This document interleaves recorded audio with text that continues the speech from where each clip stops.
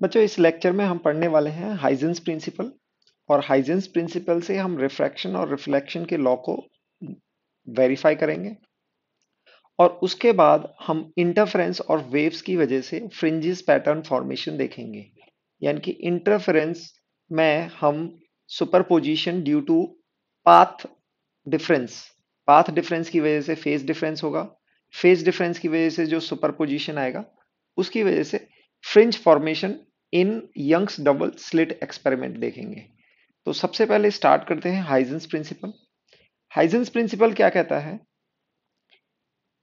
each point of the wavefront is a source of secondary disturbance called secondary wavelet। यानी कि जो हमारा wave front होता है, this is our wave front, तो वेव फ्रंट पर हर point as a source of secondary wavelet होता है। Then wavelets emanating from these points spread out in all direction with the speed of wave। यानी कि एक अगर हमारे पास एक वेव फ्रंट है तो वेव फ्रंट का हर point will behave as a point source of secondary wavelets. Secondary wavelets वो बनाएगा और वहां से सेकेंडरी वेवलेट्स ऑल डायरेक्शन में with speed of wave spread होंगे। तो यहां पर ये देखो, ये प्लेन वेव के लिए दिया हुआ है, this is plane wave. Plane wave में हम क्या कह सकते हैं? Let say F1 is the wave front, F1 F2 is the wave front. तो यहां पर कुछ पॉइंट्स होंगे और these are in the same phase. अब ये A1 B1 C1 and D1 will behave as a source of secondary wavelet और यहां से वेव निकलेगी। तो पॉइंट सोर्स है, यहां से स्फेरिकल वेव ऐसे निकलेगी। ये B है, यहां से स्फेरिकल वेव निकलेगी और ये स्प्रेड आउट होगी। और आप देख सकते हैं यहां से D से स्प्रेड आउट होगी इन ऑल डायरेक्शन, इस तरह से सेकेंडरी वेवलेट। इन वेवलेट्स के पॉइंट्स को, सेकेंडरी वेवलेट्स के पॉइंट्स को हम कनेक्ट करके हम सेकेंड वेव फ्रंट निकाल सकते हैं। यहां पर देख लेते हैं हम स्फेरिकल वेवलेट्स के लिए। स्फेरिकल वेव फ्रंट ऐसा होता है और ये विद टाइम ऐसे प्रोसीड करता है। तो ये हमारा एक वेव फ्रंट है F1 F2 और यहां पर जो पॉइंट्स हैं, these points will behave as a source of secondary wavelets और यहां से वेवलेट आगे यानी कि फॉरवर्ड डायरेक्शन और बैकवर्ड डायरेक्शन में ऐसे स्प्रेड हो रही हैं इन ऑल डायरेक्शन। ओके, ये आगे की भी तरफ जा रही हैं और पीछे की तरफ भी जा रही हैं। अब आगे इन सेकेंडरी वेव फ्रंट्स को, वेवलेट्स को अगर कनेक्ट कर दें तो हमें दूसरा वेव फ्रंट मिल जाता है। ये हाइजन बताते हैं। दूसरा वो बोलते हैं कि इस पॉइंट से बैकवर्ड डायरेक्शन में भी एक वेव फ्रंट जाएगा जो कमिंग वेव्स की वजह से ये कैंसल आउट हो जाता है। यानी कि यहां पर एक इनकमिंग होगी और एक बैकवर्ड डायरेक्शन में होगी, ये कैंसल आउट हो जाता है। हाउएवर आगे की डायरेक्शन में कोई भी वेव फ्रंट जाएगी वो यहां से सेकेंडरी वेवलेट्स के फॉर्म में जाएगी और इसका कोई कैंसलेशन नहीं करेगा और इस तरह से हमें सेकेंडरी वेव फ्रंट मिल जाएगा। Then we'll see refraction and reflection on plane wave using Huygens principle। बच्चों ये 12th के बोर्ड में काफी पूछा जाता है, तो इसको हम देख लेते हैं।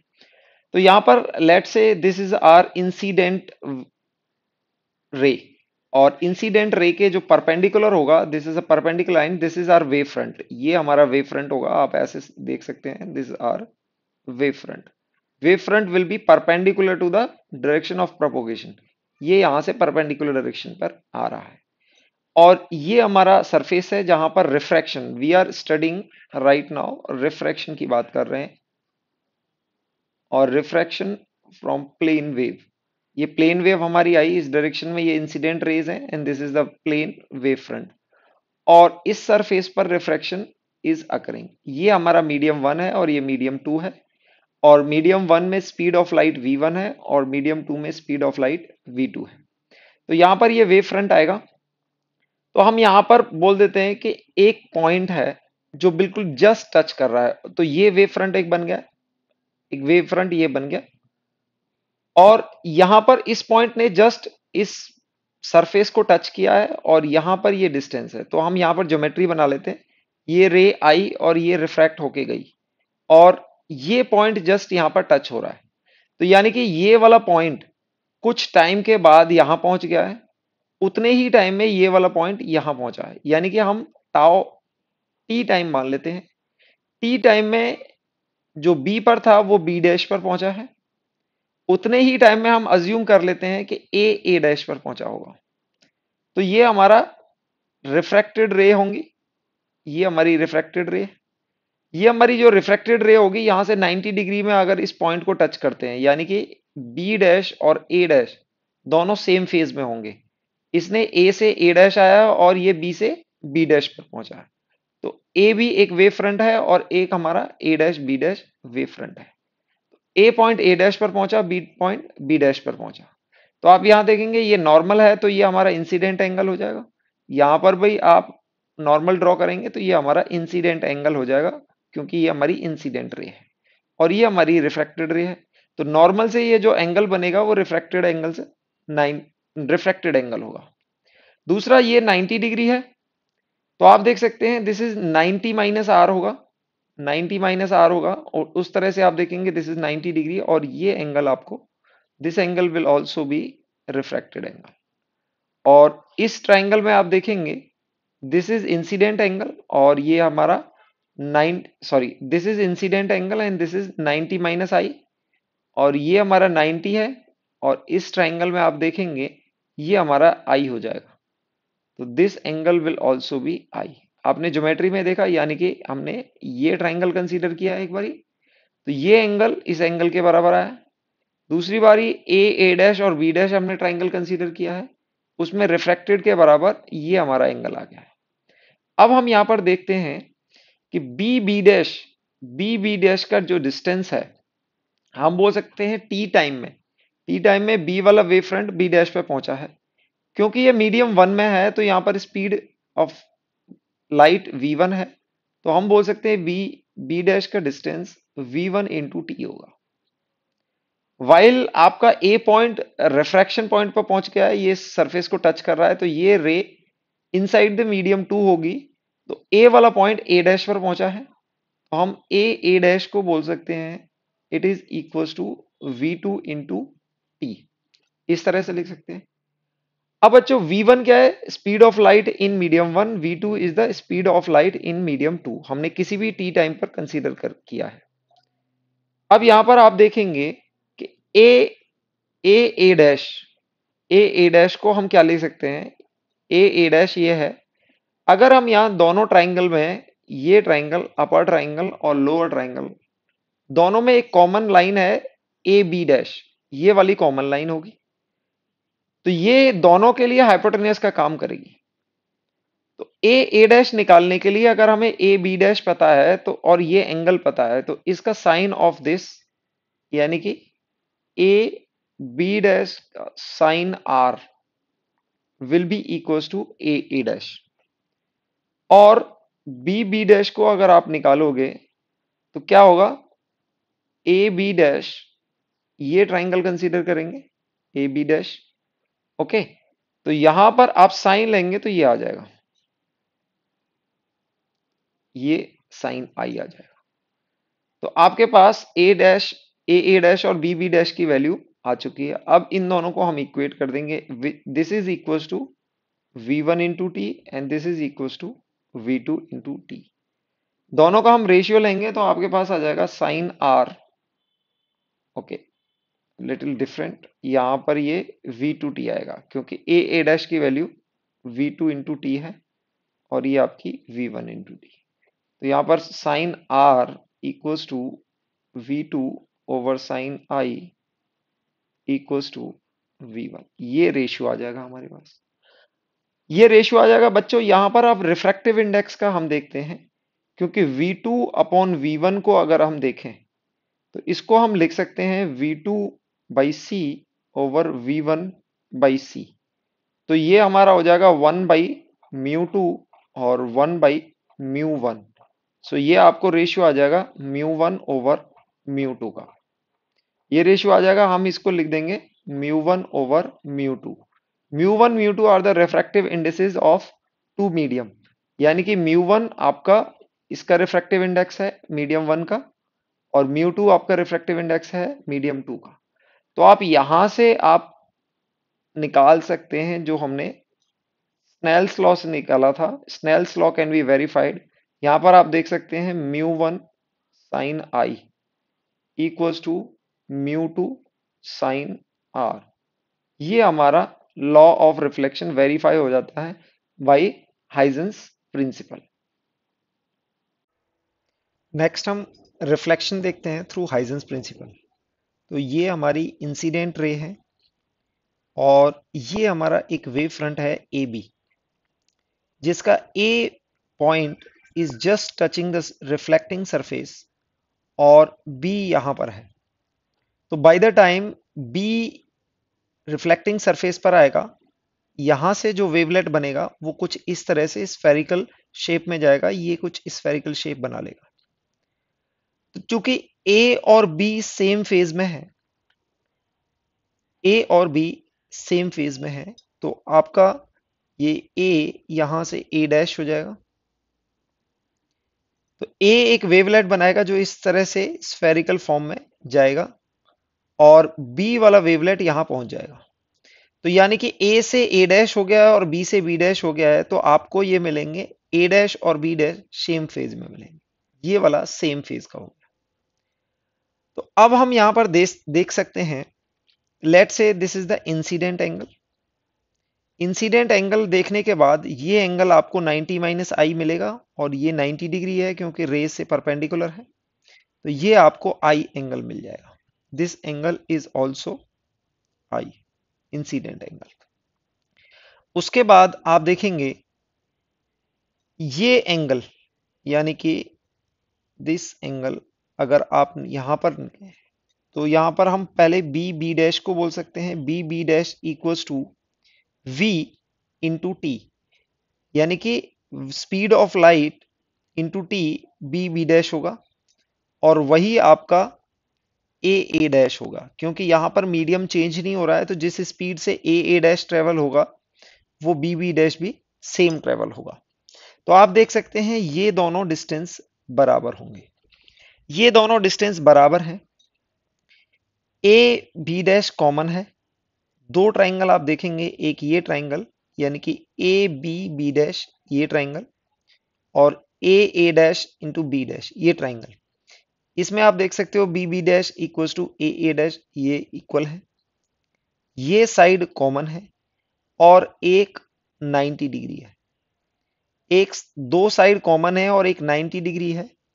आरएचएस प्रॉपर्टी से आप कह सकते हो कि यहां पर ये दोनों कॉन्ग्रुएंट एंगल होंगे, यानी कि A dash B dash is congruent to A B B dash.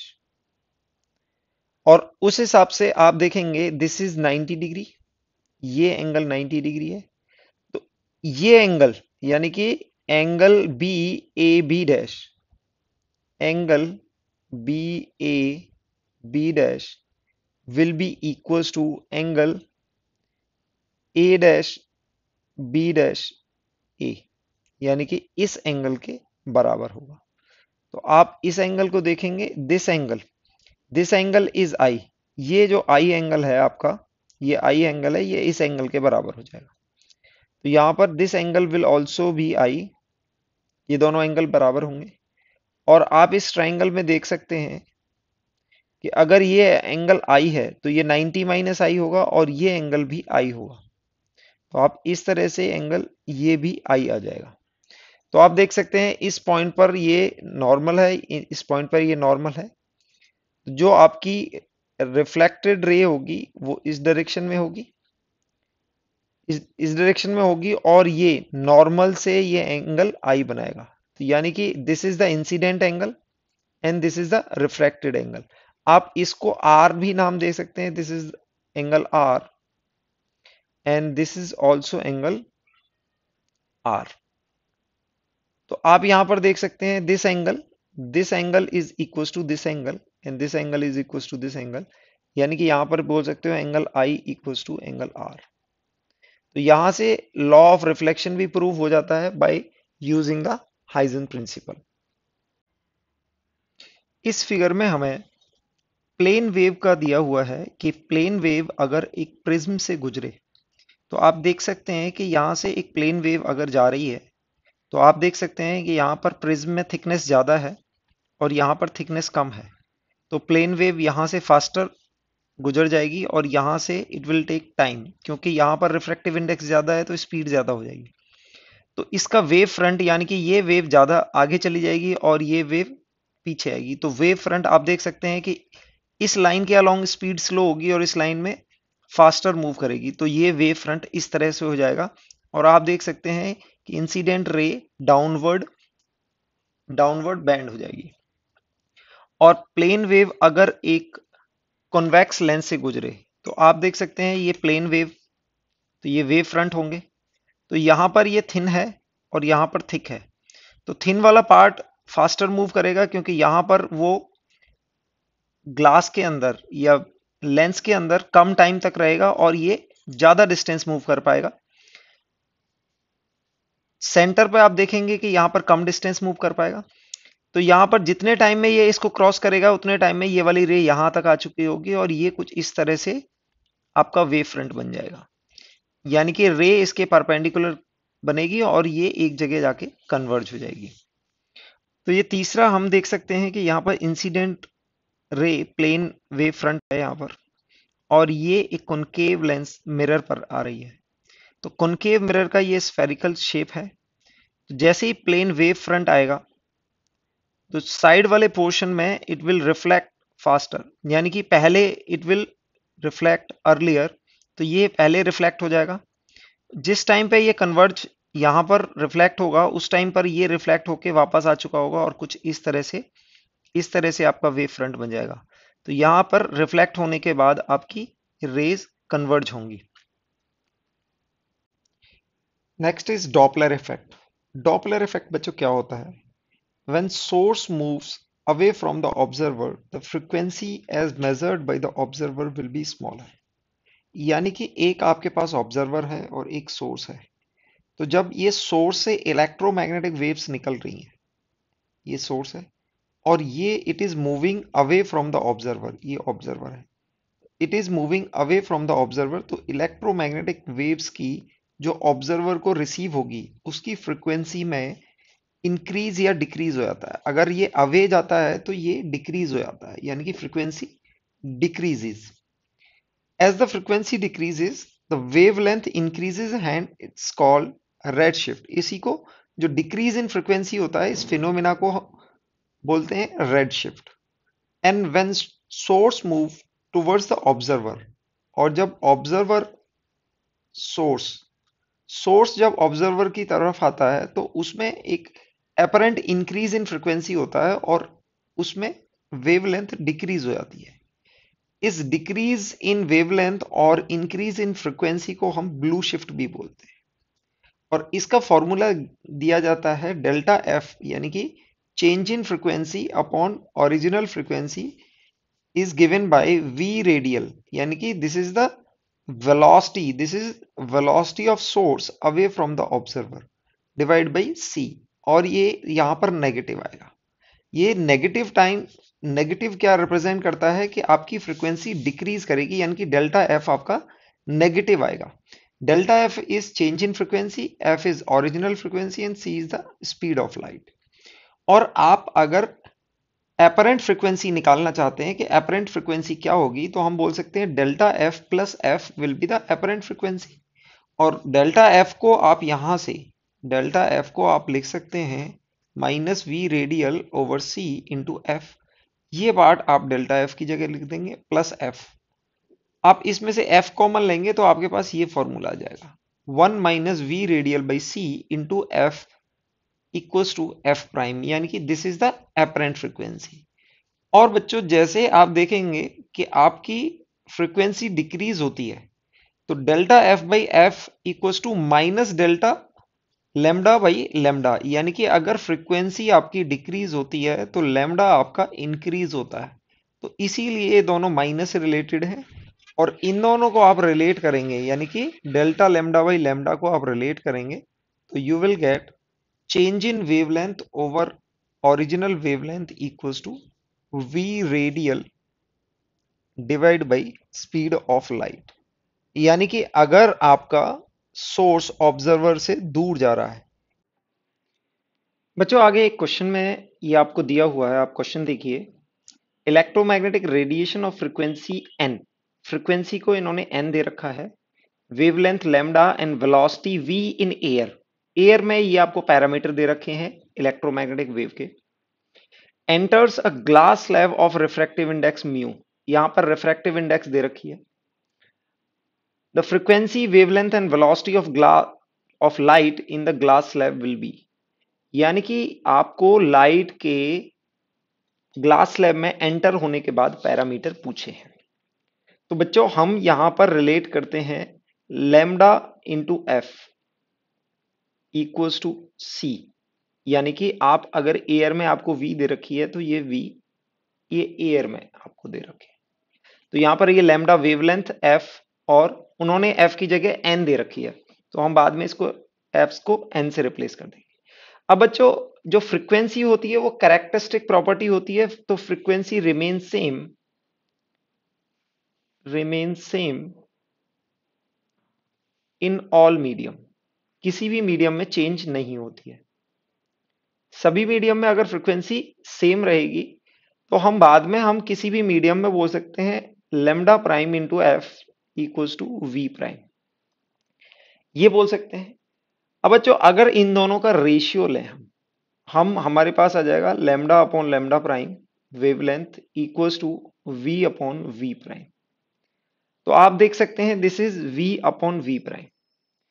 तो ये velocity of light in air है और ये velocity of light in medium है, तो यहां पर ये आ जाएगा। तो आप यहां पर देखेंगे कि आप v अपॉन ये होता है म्यू, यानी कि velocity of light in air upon velocity of light in medium, ये होता है रिफ्रैक्टिव इंडेक्स म्यू। तो यहां पर आपको लैम्डा प्राइम की वैल्यू लैम्डा बाई म्यू मिल जाएगी। तो लैम्डा प्राइम की वैल्यू आपको लैम्डा बाई म्यू मिल जाएगी, और v प्राइम की वैल्यू भी आपके पास क्या आएगी, v बाई म्यू ये आएगी। और फ्रीक्वेंसी जो आपकी फ्रीक्वेंसी है वो frequency will remain same, n की एन रहेगी जो आपकी एयर में थी। तो ये आपको ग्लास मीडियम में मिल जाएंगे। तो आप ऑप्शंस में देख सकते हैं कि फ्रीक्वेंसी सेम रहेगी, वेवलेंथ डिक्रीज होगी और वेलोसिटी भी डिक्रीज होगी। आप यहाँ पर तीन पैरामीटर में देख सकते हैं कि आप अगर वेलोसिटी डिक्रीज हो रही है तो आपकी वेवलेंथ भी डिक्रीज होगी और फ्रीक्वेंसी विल रिमेन सेम, अगर एक मीडियम से दूसरे मीडियम में एंटर कर सकते हैं। तो यहां पर आपका आंसर हो जाएगा डी। नेक्स्ट, यहां पर एक क्वेश्चन दिया हुआ है, light travels through glass plate of thickness T having refractive index mu, c is the velocity of light, time taken by the light to travel in this thickness of glass। Again similar type का question है, आपको T thickness glass slab की दे रखी है। तो ये पूछा हुआ है कि यहां पर इसमें अगर रिफ्रैक्टिव इंडेक्स म्यू है तो इसको कितना टाइम लगेगा। तो हम बोल सकते हैं let say time is equals to distance upon speed. Distance कितना है, थिकनेस के बराबर, थिकनेस अपॉन वी प्राइम।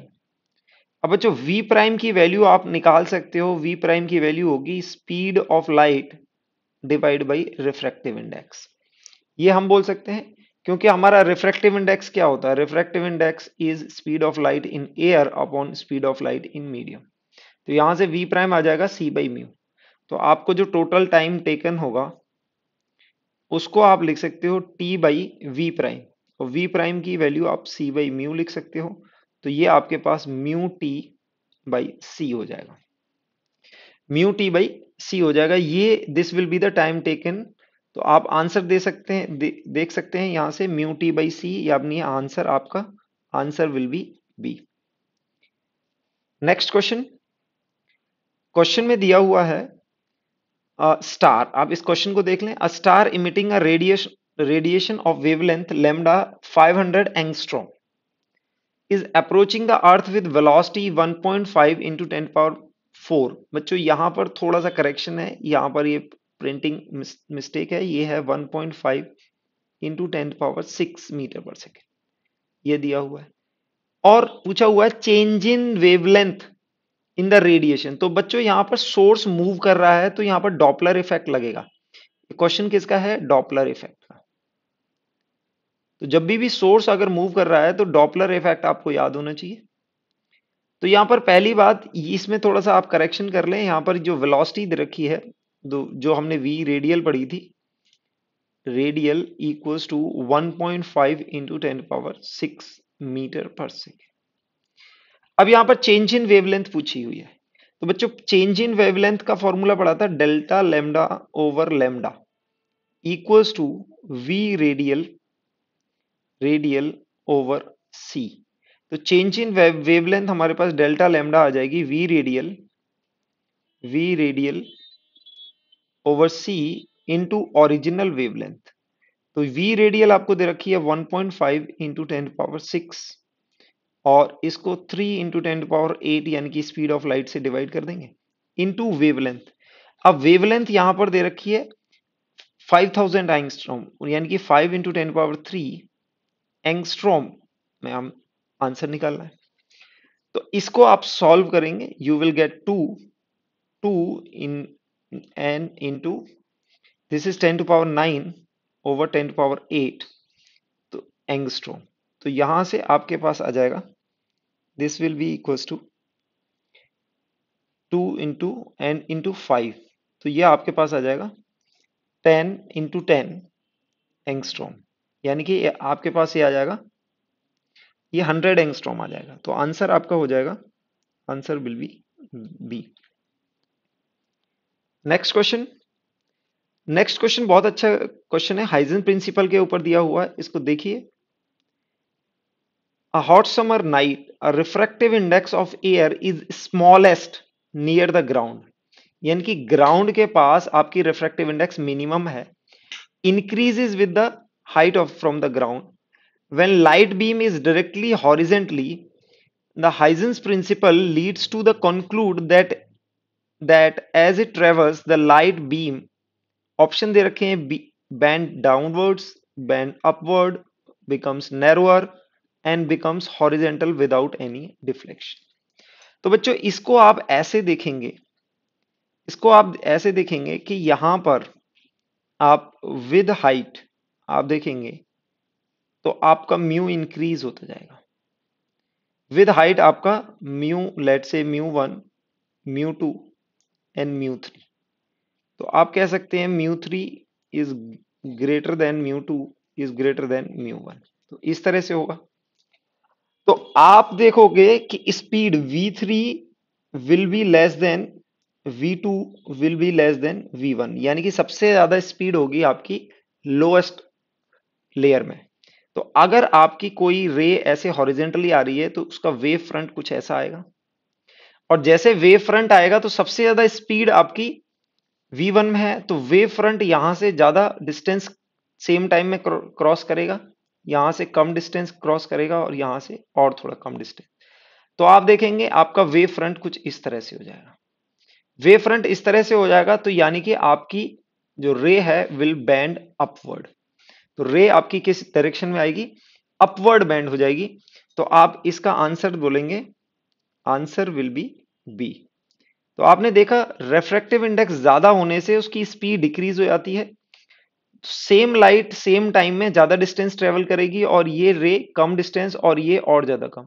तो आपका ये जो वेव फ्रंट आने वाला है वो कुछ इस तरह से आएगा, सेम फेज के पॉइंट इस तरह से होंगे। तो आपकी जो डायरेक्शन ऑफ प्रोपोगेशन ऑफ रे होगी इसके परपेंडिकुलर होगी, it will directed towards upward. Interference due to path difference, यानी कि दो सोर्सेज में अगर उनकी वेव्स में कुछ पाथ डिफरेंस होता है तो उससे फेज डिफरेंस अराइज होता है, तो उसमें हम सुपरपोजिशन देखेंगे।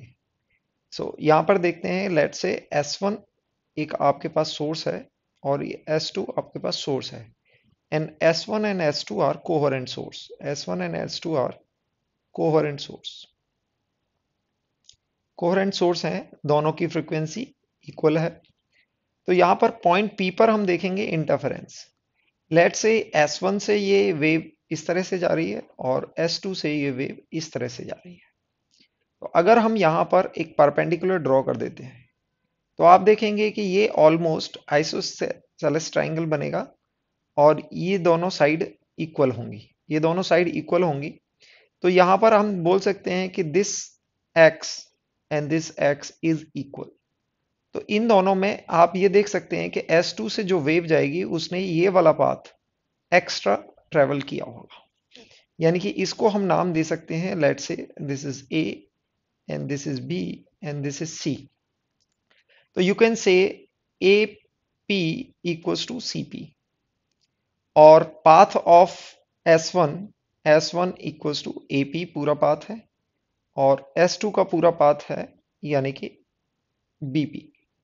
तो हम डेल्टा एक्स दोनों का पाथ डिफरेंस निकालेंगे तो ये हम कह सकते हैं BP माइनस AP और BP को हम लिख सकते हैं BC plus CP minus AP, यानी कि ये दोनों तो पाथ इक्वल हैं, तो यहां पर जो डेल्टा एक्स आएगा दोनों का पाथ डिफरेंस आएगा वो BC के बराबर आएगा, यानी कि ये आपका बस पाथ डिफरेंस होगा दोनों में, क्योंकि ये आपके दोनों पाथ इक्वल हो गए।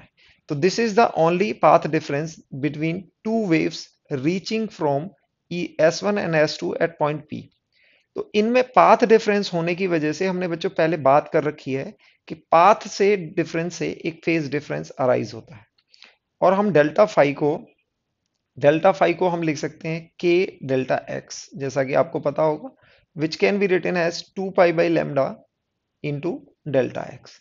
तो ये पाथ डिफरेंस होता है, उससे फेज डिफरेंस हम K से मल्टीप्लाई करके निकाल सकते हैं। तो सबसे पहले यहाँ पर पाथ डिफरेंस को हम, if this angle is theta और दोनों के बीच में ये डिस्टेंस है D, यानी कि S1 और S2 के बीच में जो डिस्टेंस है वो D है और ये हमने जो परपेंडिकुलर ड्रॉ किया है ये एंगल थीटा बना रहा है इससे। तो आप देखेंगे एक राइट एंगल ट्राइंगल बन रहा है, ये हाइपोटेनस होगा और ये जो पाथ लेंथ है BC वो D साइन थीटा से आ जाएगा। आप यहां से देख सकते हैं ये परपेंडिकुलर, ये D साइन थीटा के बराबर होगा। तो आप यहां पर कह सकते हो कि BC delta x equals to BC which will be equals to D sin theta, okay, and D is the separation between two sources, sources दोनों के बीच में जो सेपरेशन है वो D sin थीटा। तो हम यहाँ पर डेल्टा फाई की वैल्यू हम 2 pi by lambda delta x की जगह हम D sin थीटा लिख सकते हैं, ये हम D sin theta delta phi लिख सकते हैं। अब बच्चों जैसे डेल्टा फाई आ गया तो हमने वहां पर इंटेंसिटी का फॉर्मूला पढ़ा था, आपको याद होगा हमने इंटेंसिटी डेराइव करी थी इंटरफेरेंस से। अगर यहां से इंटेंसिटी I1 है इसकी इंटेंसिटी और इसकी इंटेंसिटी I2 है सोर्स 2 की, तो इंटरफेरेंस से हमारे पास आएगी I1 plus I2 into root I1 two times root I1 I2 into cos phi. ये कॉस फाई को हमने क्या लिख दिया है 2 pi by lambda K into delta x, ये हमारा डेल्टा एक्स है और ये हमारा K आ गया है। तो कई बार क्या होता है कि सोर्सेज में as such initially phase difference नहीं होता है, लेकिन ड्यू टू पाथ डिफरेंस किसी भी पॉइंट पर पहुंचने में this wave is travelling more path and this wave is travelling less path, तो एक पाथ डिफरेंस क्रिएट हो जाता है। उस पाथ डिफरेंस क्रिएट होने से एक फेज डिफरेंस क्रिएट हो जाता है और फेज डिफरेंस क्रिएट होने से यहां पर इंटरफेरेंस पैटर्न होता है। बच्चों एक क्वेश्चन देखते हैं, यहां पर क्वेश्चन में दिया हुआ है in figure below PQ are two equally intense coherent sources, यानी कि दोनों की इंटेंसिटी सेम है, emitting radiation of wavelength lambda आपको दी हुई है wavelength 20 metre, separation between PQ is 5 metre, यानी कि दोनों के बीच में डिस्टेंस 5 मीटर है, phase of P is ahead of Q by 90 degree, यानी कि इन दोनों में फेज डिफरेंस ऑलरेडी है 90 डिग्री का। ABC are three distinct point of observation, each equidistant from the midpoint of PQ, यानी कि ये PQ का मिड पॉइंट है, यहां से ABC तीनों इक्विडिस्टेंस पॉइंट है। Intensities of radiation at A, B and C will be in the ratio, यहां पर दिया हो। तो यहां पर आपको इंटेंसिटी निकालनी है A पर, B पर और C पर, इन तीनों का रेशियो निकालना है। तो बच्चों सबसे पहले हम देखेंगे A पर, पॉइंट A की बात करें एट A, हम देखेंगे x यानी कि distance from P minus distance from Q। अगर आप देखोगे तो इन दोनों में कितना डिस्टेंस है 5 मीटर का। तो हम देख सकते हैं कि आप देखोगे डेल्टा फाई पी, यानी कि 5p माइनस 5q ऑलरेडी आपको दे रखा है 5p माइनस 5q। ये आपको क्वेश्चन में बताया हुआ है, ये कितना है π/2। तो एक तो ऑलरेडी फेज डिफरेंस है और एक पाथ डिफरेंस की वजह से एक फेज डिफरेंस आएगा। तो यहां पर हम पाथ डिफरेंस की वजह से डेल्टा फाई निकालेंगे बिटवीन पी क्यू, यानी कि ये आपका आ जाएगा 2π/λ इंटू डेल्टा एक्स, और ये हो जाएगा 2π, लैम्डा की जगह 20 मीटर रखेंगे और डेल्टा एक्स आप ये 5 मीटर यहां पर आई है, तो आप इसको कैलकुलेट करोगे, अगेन यू विल गेट π/2। तो टोटल फेज डिफरेंस नेट, तो यहां पर दोनों का सम हो जाएगा। एक तो ऑलरेडी फेज डिफरेंस है इनिशियली और एक पाथ डिफरेंस की वजह से आया है, तो दोनों का ऐड हो जाएगा π/2 प्लस π/2, यानी कि यहां पर पाई हो गया है। और बच्चों अगर फेज डिफरेंस पाई होता है तो इंटेंसिटी ऑफ इंटरफेरेंस, यानी कि पी और क्यू की इंटरफेरेंस से आपके पास हमें पता है कि ये मिनिमम आती है, यानी कि √i माइनस √i, दोनों इंटेंसिटी इक्वल है का होल स्क्वायर, ये इंटेंसिटी आएगी हमारे पास। दोनों अगर इक्वल हैं तो ये जीरो हो जाएगी। तो intensity at A will be zero, ये ए आ गई है।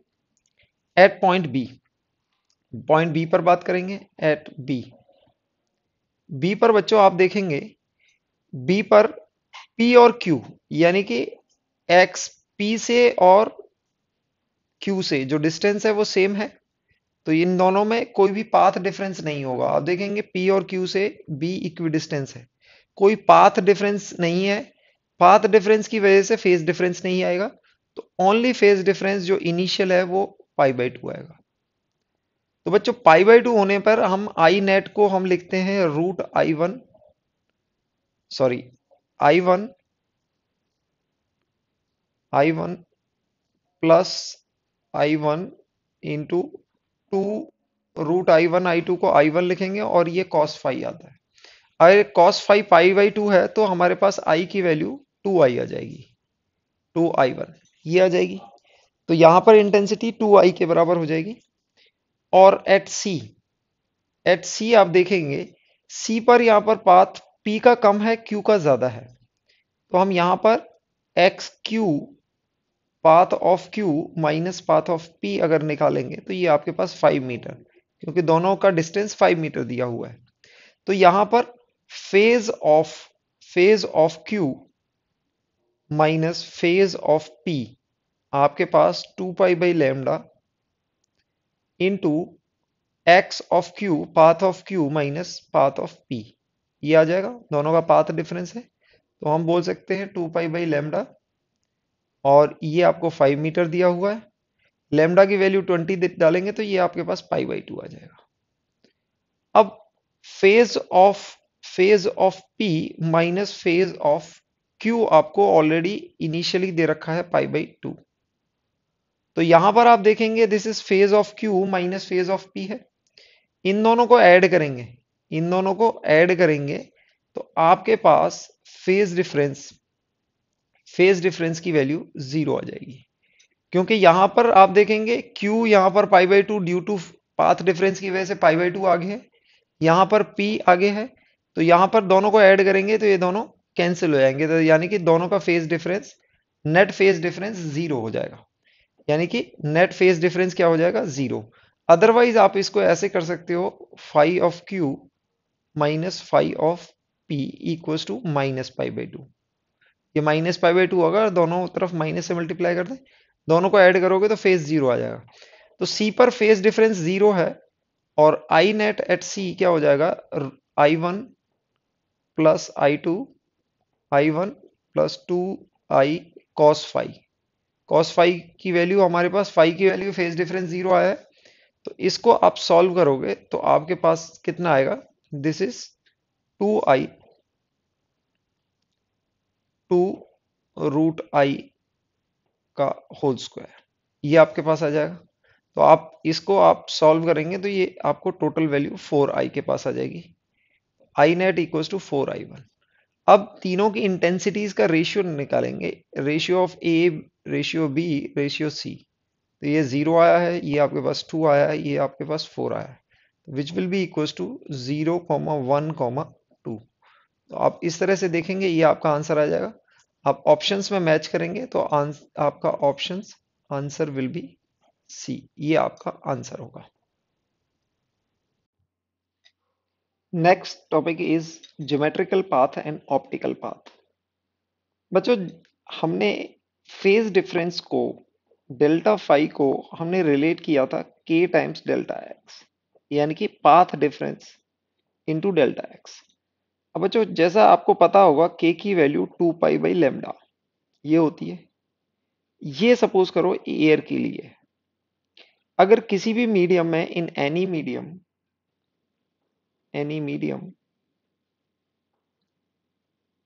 जिसकी रिफ्रैक्टिव इंडेक्स आपको म्यू दे रखी है, तो वहां पर हमारा डेल्टा फाई डेल्टा एक्स के पाथ लेंथ के करस्पॉन्डिंग हमारा क्या होगा, delta pi by lambda prime into delta x. यानी कि अगर उस मीडियम में आपका पाथ डिफरेंस कितना है, डेल्टा एक्स है, तो उसके करस्पॉन्डिंग आपका डेल्टा फाई कितना होगा, 2 pi by lambda prime.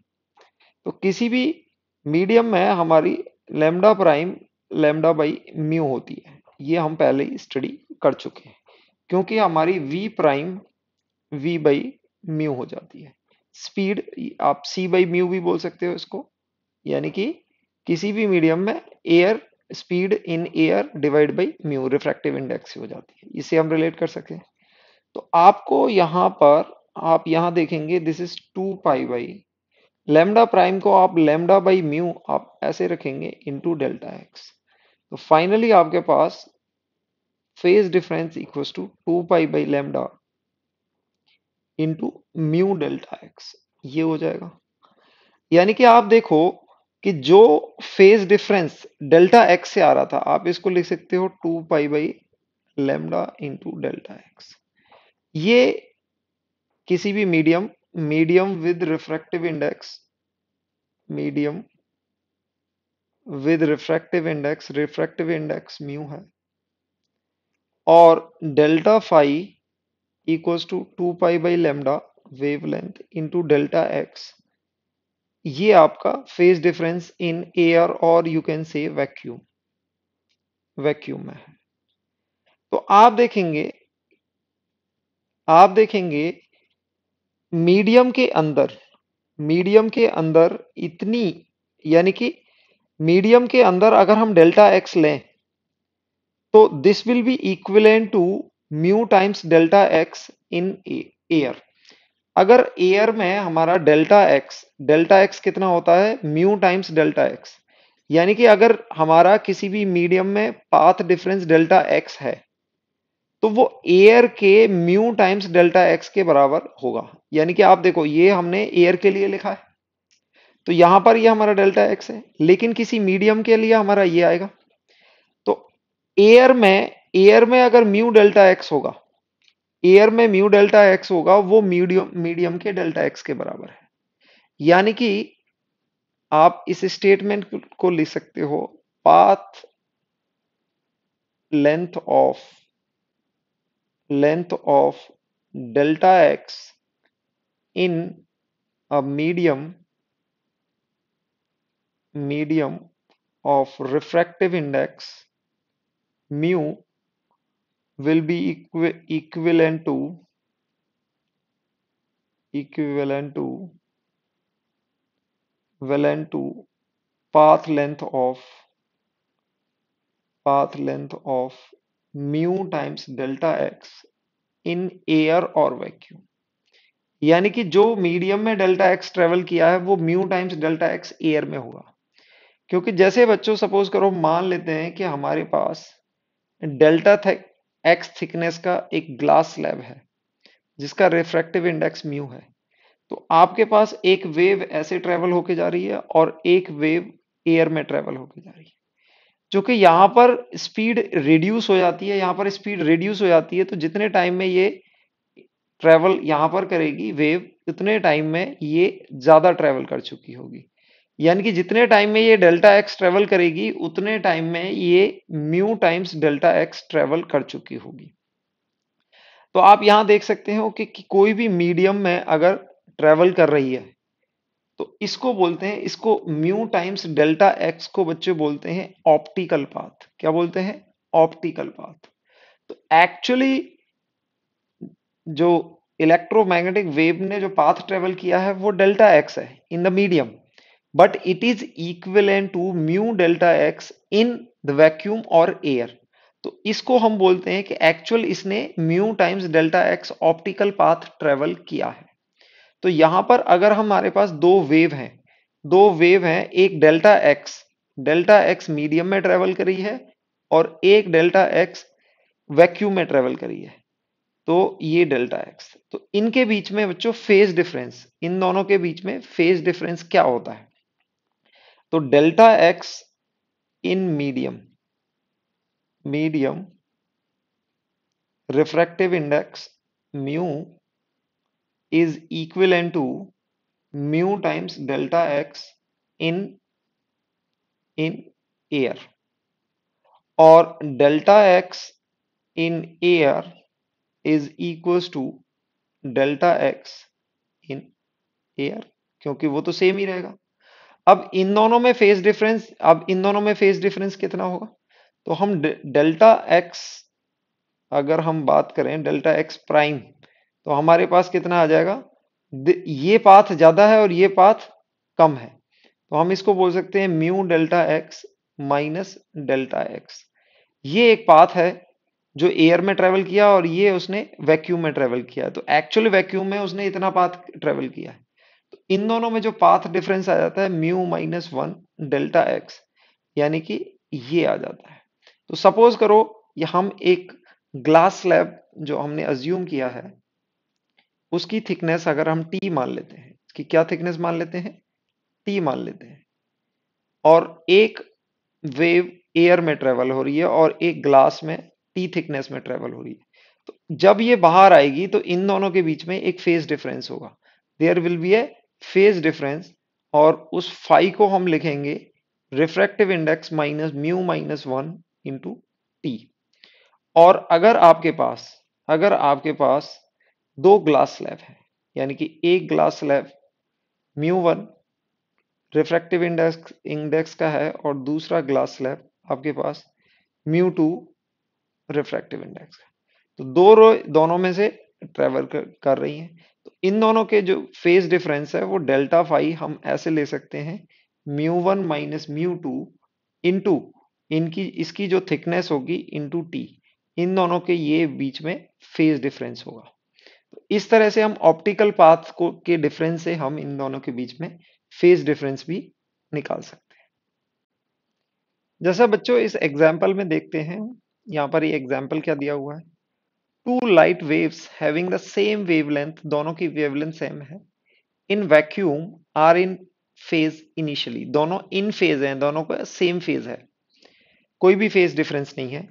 Then the first wave travels path L1 in refractive index N1, while second wave travels in a path length of L2 through a medium of refractive index N2 after this phase difference between two waves is। तो यहां पर बच्चों अभी हमने same thickness के लिए पढ़ा था और यहां पर आपको डिफरेंट थिकनेस के लिए आपको दी गई है। जैसे कि सपोज करो ये डिस्टेंस है L1 और इसकी रिफ्रैक्टिव इंडेक्स है N1, इसके थ्रू अगर वेव ट्रेवल करती है तो इसका ऑप्टिकल पाथ बच्चों कितना हो जाएगा? N1L1। इसका ऑप्टिकल पाथ कितना हो जाएगा? N1L1। और यहां पर आपको दूसरी थिकनेस L2 दी हुई है, L2, और इसकी रिफ्रैक्टिव इंडेक्स N2 दी हुई है। तो इसका ऑप्टिकल पाथ आप refractive index into length N2L2 ऐसे कर सकते हैं। तो अब इनका जो डेल्टा एक्स होगा वो डेल्टा एक्स आप कैसे लिख सकते हो? N1L1 माइनस N2L2, ये डेल्टा एक्स लिख सकते हो, optical path of one minus optical path of two. अब फेज डिफरेंस को हम कैसे लिख सकते हैं? Phase difference is k times delta x. तो आप क्या करेंगे, पहले आप रिफ्रैक्टिव इंडेक्स की हेल्प से ऑप्टिकल पाथ लिख लेंगे इन वैक्यूम, और फिर उसको आप के डेल्टा एक्स, अब ये वैक्यूम वाला फॉर्मूला हम यूज कर सकते हैं, 2 pi by lambda n1 L1 minus n2 L2, इस तरह से आप यूज कर सकते हो। तो यहां पर जो फेज डिफरेंस हो जाएगा वो हो जाएगा 2 pi by lambda n1 L1 minus n2 L2, और आपका आंसर हो जाएगा यहाँ पर सी। सी वाले पार्ट में आप देख सकते हैं दिस इज मैचिंग, तो आपका आंसर हो जाएगा C. Next is phase change in reflection and refraction. बच्चों कोई भी वेव अगर उसका रिफ्लेक्शन या रिफ्रैक्शन होता है तो उसमें कोई फेज चेंज आता है, उसको हम स्टडी करते हैं।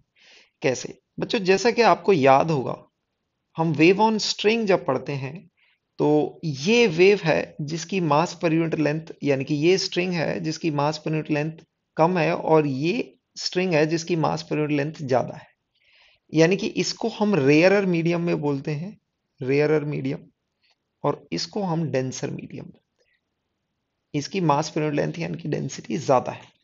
तो कोई भी वेव पल्स रेयरर मीडियम से डेंसर मीडियम की तरफ आती है, तो आप यहां पर देखेंगे उसके दो फिनोमेना होते हैं, एक तो ये ट्रांसमिटेड वेव होती है और एक रिफ्लेक्टेड वेव होती है। तो यानी कि यहाँ इंटरसेक्शन से, इंटरफेस से एक पार्ट ट्रांसमिट होता था और एक रिफ्लेक्ट होता है। तो हम देखते हैं कि ट्रांसमिटेड तो इन फेज होता है और जो रिफ्लेक्टेड होता है वो आउट फेज होता है, this is reflected part, reflected, ये रिफ्लेक्टेड है और ये ट्रांसमिटेड है, तो आप इसको रिफ्रैक्टेड भी बोल सकते हो क्योंकि वो दूसरे मीडियम में ट्रांसमिट हो गया। तो दिस यू कैन से this is in phase and this is out of phase. तो यहां पर एक फेज डिफरेंस हो जाता है, ये इन्वर्ट हो जाती है, यानी कि there is a phase change of pi, phase change of pi, phi, pi का चेंज हो जाता है, इस पाई चेंज, ठीक है। और जब, तो हम ये स्टेटमेंट एक पढ़ सकते हैं कि इफ रिफ्लेक्शन, रिफ्लेक्शन कहां से हो रहा है, reflection from denser medium, denser medium से होता है, तो there is a phase change of, implies phase change of, phase change of pi, pi का आपका फेज चेंज होगा, ये याद रखेंगे। अब दूसरा बच्चों, ये डेंसर मीडियम है, डेंसर मीडियम से आपकी इंसिडेंट वेव पल आ रही है और ये रेयरर पर, यानी कि ये इंटरफेस है। तो इंटरफेस पे आने के बाद यहां पर एक वेव ट्रांसमिटेड होती है और एक रिफ्लेक्टेड होती है। तो आप देखेंगे कि अगर डेंसर से वेव रेयरर में जा रही है तो यहां पर जो ट्रांसमिटेड है और जो रिफ्लेक्टेड है दोनों ही इन फेज होंगे, and there is no change, and reflection from rarer medium, rarer medium से अगर आपका रिफ्लेक्शन है तो नो चेंज इन फेज, कोई भी फेज में चेंज नहीं। ये तो हमने रिफ्लेक्टेड के लिए देखा, इस पार्ट के लिए देखा। लेकिन आप देख सकते हैं यहां पर ट्रांसमिटेड दोनों ही केस में इन फेज है, तो ट्रांसमिटेड यानी कि रिफ्रैक्टेड वेव में कोई भी फेज चेंज नहीं होगा, तो उस तरह से हम बोल सकते हैं no phase change in refraction, no phase change in refraction, refraction, okay. तो बच्चों कई बार क्या होता है कि सपोज करो ये हमारा मीडियम है, let's say this is a rarer medium and this is a denser medium, A denser medium है। तो अगर हमारी वेव यहां से आ रही है और उसमें एक पार्शली रिफ्रैक्शन होगा और पार्शली रिफ्लेक्शन होगा, तो इस वेव का आपको ये पार्शली रिफ्लेक्शन होगा और ये पार्शली रिफ्रैक्शन होगा। तो आप देख रहे हैं कि ये डेंसर मीडियम से रिफ्लेक्शन हुआ है। तो अगर मैं इसको वेव वन बोल रहा हूं और इसको वेव टू बोल रहा हूं, तो वेव 1 और 2 में there is a phase change of, यानी कि ये फेज इसका पाई का चेंज हो जाएगा और ये नो चेंज। तो अगर वेव 1 और 2 देखेंगे तो इनमें फेज पाई का डिफरेंस आ जाएगा। वाइल अगर मैं कुछ दूसरी वेव कंसीडर करूं, दूसरी कुछ वैसी वेव कंसीडर करते हैं हम, कुछ ऐसी वेव कंसीडर करते हैं जो आपकी रेयरर से डेंसर में जा रही है, कुछ ऐसे मान लेते हैं हम, और ये कुछ अवे फ्रॉम द नॉर्मल जाएगी और एक पार्शली इसका रिफ्लेक्शन हो जाएगा। तो यहां पर देखेंगे डेंसर से आ रही थी और रेयर में रिफ्रैक्ट हुई और रेयर से रिफ्लेक्शन हो गए। तो यहां पर आप इसको बोल सकते हैं this is a wave 1 and this is wave 2, और इन दोनों वेव में नो फेज डिफरेंस, नो, यहां पर बोल सकते हैं no phase difference, no phase difference in wave 1 and 2, दोनों में कोई भी फेज डिफरेंस नहीं होगा।